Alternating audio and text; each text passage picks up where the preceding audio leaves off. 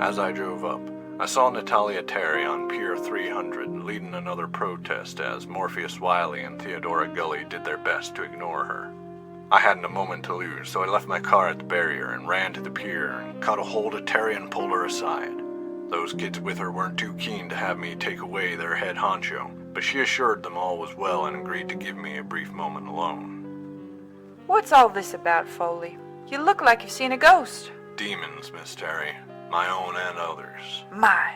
Say, you're a real hotshot with chemicals, right? What?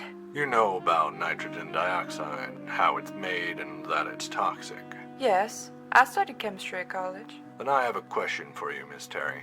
If someone was gonna make some nitrogen dioxide, how do you go about doing it? Well, it's pretty simple. See, nitrogen and oxygen are already in the air.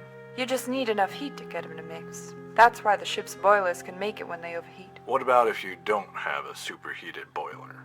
What if you just have some nitric acid? Why are you asking me this, Mr. Foley? I'm no ace when it comes to stuff like this, but I did a bit of dabbling when fighting the Jerrys. I was on bomb duty more than a few times, you see, and knew something about nitric acid when making sticks of TNT. But something funny happens if you spill that acid on copper. Is that so? Sure is. It makes this brown gas that's real nasty. I knew a guy who wasn't being careful and got a lungful of the stuff. He was hacking up a storm for days. Sorry to hear that. I bet you are. You see, Miss Terry, I got a story for you. Someone stole copper and nitric acid from an etcher not long ago. That means someone can make nitrogen dioxide without all that pesky business of superheating the air. Then people in your protests, people like Dabney, are encouraged to bring a piece if they have one. Then Hans shows up acting strange. Good old Bubby's picking fights, and even tries to drop his old pal. He's shot, not anything serious, but he dies anyway from nitrogen dioxide poisoning. This story got a point to it? A nice bow on top, too. You see, I think you hired Bubby to start harassing your own protest. Why would I do that? Playing victim's a good way to get heard. It's also a good way to lose support. You know how many people I lost because Hans showed up? A lot of people stayed home, scared another Hans might shoot him. But if the sympathy vote sticks, that gamble will pay dividends. You're just betting on the outsider. Never been one for horse racing. But hiring Hans is only the beginning. The real crime is that you killed him. This is ridiculous. Mr. Foley, this is the biggest line I ever heard. Is it? Whether you hired Hans, I can take or leave. But I know you murdered him. The coroner's report confirms this. You see, it says he died of acute pulmonary edema. He was poisoned by nitrogen dioxide. And we were on the pier surrounded by ships. If anything, that proves Wiley killed him with his ship's pollution. Not when the edema is acute like that.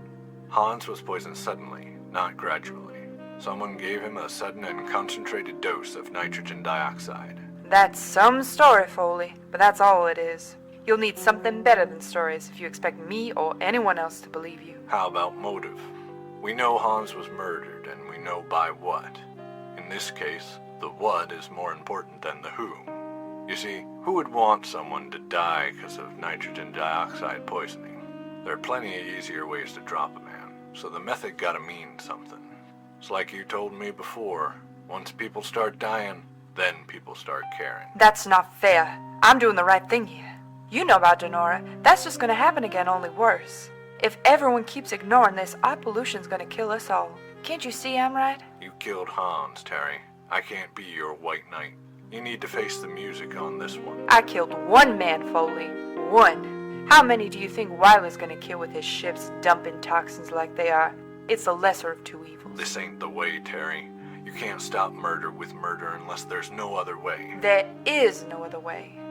More dangerous words have never been said. Every evil imaginable becomes possible once people start thinking they're backed against a wall. Once people start balancing bodies on scales, a lot of strange equations are made. That's why Miss Terry felt she had to drop me, too.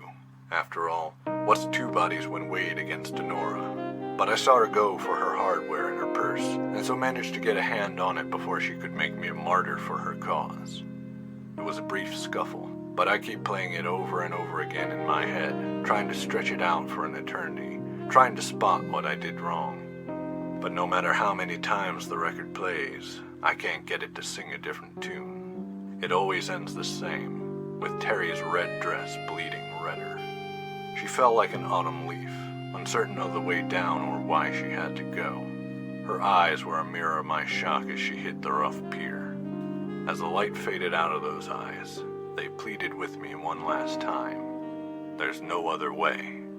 Then they shut, and I was left to pray she was wrong, that this would somehow be the last death on Terminal Island.